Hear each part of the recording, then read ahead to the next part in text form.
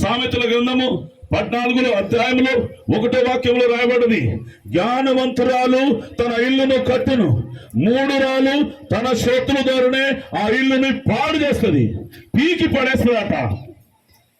మనకి తెలుగు వస్తుందా? కొద్దిగా అర్థమవుతా? నువ్వు జ్ఞానవంతురాలై ఉండాలి, ఇల్లును కట్టే కోడలుగా ఉండాలి, ఇల్లును పాడు చేసే కోడలుగా ఉండదు, ఇల్లుని నాశనం చేసే కోడలుగా ఉండదు, ఇల్లుని కూలగొట్టే కోడలుగా ఉండదు, కుటుంబాన్ని పాడు చేసే కోడలుగా ఉండదు.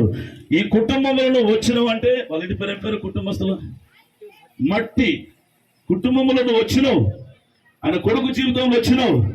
అసలు నీ వల్ల ఈ కుటుంబము దీవెన పొందాలి, వాళ్ళ కుటుంబం అభివృద్ధి కావాలి, వాళ్ళ ఇల్లు కట్టబడాలి, వాళ్ళ సంసారం ఇంకా ఎదగాలి. కానీ సంసారము పాడు చేసే కోడలుగా ఉండొద్దు, సంసారము నాశనం చేసే కోడలుగా ఉండొద్దు, సంసారాన్ని హెచ్చించే కోడలుగా, సంసారాన్ని పెరిగించే కోడలుగా, సంసారాన్ని అభివృద్ధి చేసే కోడలుగా ఉండాలి. గట్టిగా సవాలు కొడదామా?